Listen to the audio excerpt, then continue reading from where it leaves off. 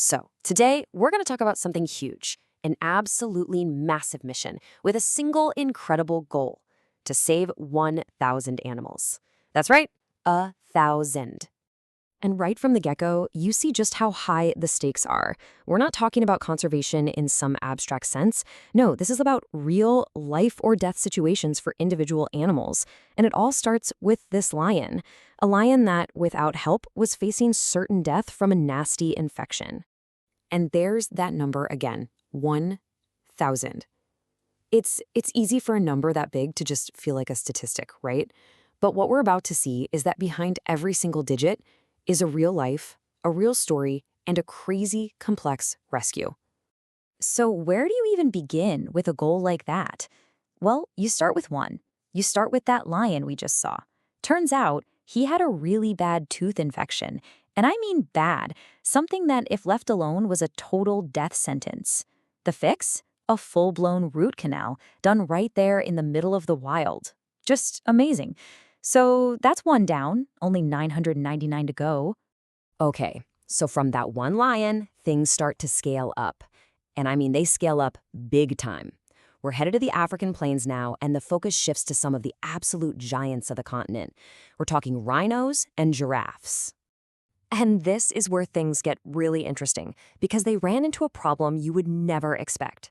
You know those huge anti-poaching fences? They're meant to keep rhinos safe, right? Well, they accidentally created a new danger. Turns out, inside these protected areas, stronger rhinos would just bully the weaker ones. And with nowhere to run, the smaller rhinos were literally getting harassed to death. A classic case of an unintended consequence. So what's the fix? It's this incredible, high-stakes, high-tech moving operation. I mean, check this out. It all starts with a tranquilizer dart from a helicopter. Super precise. Once the rhino's asleep, the ground crew rushes in.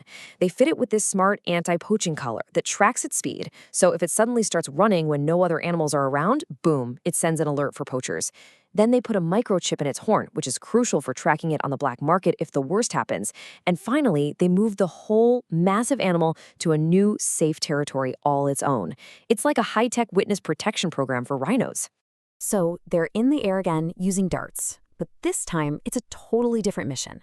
With the rhinos, the darts were basically powerful sedatives to move them. But for the giraffes, nope. These darts were filled with life-saving vaccines. We're talking about protection against diseases that are 100% fatal out in the wild. Two very different problems, both solved from the air. And the payoff was massive. 70 giraffes vaccinated just like that, from a helicopter. Think about that. In a single go, they basically disease-proofed an entire local population. That's a huge win. All right, so from the African plains, this whole mission just explodes onto the global stage. We're jumping from a war zone in one part of the world all the way back to the United States to tackle some really tough issues at home. And the logistics of this next one, honestly, it's just mind-blowing. In Ukraine, the war had destroyed zoos, and these lions were just trapped in these makeshift, dangerous shelters. So what do? They charter a massive cargo plane, load up 3 lions, and fly them over 7,000 miles. Think about that. All the way to a huge 14-acre sanctuary back in South Africa, from a war zone to their native continent. What a journey. And then the focus shifts to something happening right here at home. And man, this statistic is just brutal. Every 5 minutes, a dog in a shelter is put down, just because they've run out of space. That's just staggering. The urgency here is off the charts. So how do you fight a number like that? With a huge adoption event. And here's the brilliant part. They covered all the adoption fees and any future medical bills, getting rid of the biggest hurdles for people who want to adopt. And the result? 100 dogs. Puppies, older dogs, the ones who usually get passed over, 100 of them found their forever homes. In one single day. Incredible. And they didn't stop with dogs. Next up was a group of miniature horses and donkeys that were literally headed to a slaughter auction. Just a terrible fate.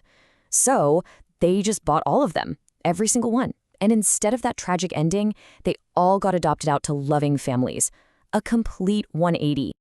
You know, all of these rescues are amazing, but the mission was about more than just putting out fires. It was about building a sustainable future. Because, let's be real, saving an animal is one thing, But making sure they have a safe, permanent place to live, that's a whole other ballgame. And this next part is so clever.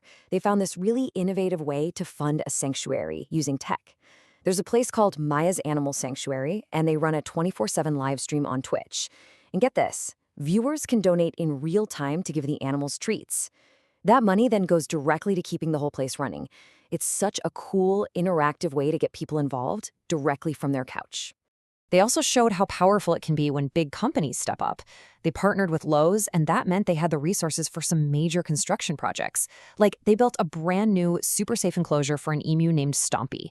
And on top of that, Lowe's kicked in $50,000 to help get a whole new wolf sanctuary off the ground. That's a game changer. Okay, so at this point, that big number, 1,000, is finally within reach. And the final push to get there is just this insane rapid-fire rescue blitz. They teamed up with sanctuaries all across the Americas to save hundreds and hundreds of animals in one last massive effort. And when I say blitz, I mean it. Just listen to these numbers. 200 rainforest animals, including super rare silky anteaters, set free in the Amazon. 20 foxes saved from the fur industry. 70 native birds. 42 deer, 48 turtles, and then another 212 animals from 4 different organizations. It was just this whirlwind of coordinated, life-saving action. Absolutely wild. But even in that mad dash to the finish line, the care for each animal was still so personal, so specific. We're talking about helping a sea lion recover after being shot in the head, helping an owl with a serious eye injury learn to thrive again. They even 3D printed a prosthetic beak for a duck so she could eat. Every single animal got exactly what it needed to have a fighting chance. And they did it. With that final, incredible push, they hit the number 1,000. Animals from massive rhinos to tiny anteaters and shelter dogs, 1,000 lives saved, 1,000 second chances. Mission accomplished. But here's the thing. Hitting a goal like this isn't the end of the story. Not at all. It's a milestone. It's proof of what's possible. The work is nowhere near done, so the mission just keeps going. And the new goal is already set, to save the next 1,000. So that really leaves you with one big question, right? What does it actually take to save 1,000 lives? Well, we saw it takes helicopters and 3D printed beaks and planes flying across the world. But you know what it really takes? A huge, dedicated community of people who've refused to give up. It just goes to show you that when people come together, even the most impossible-sounding goals can become a reality.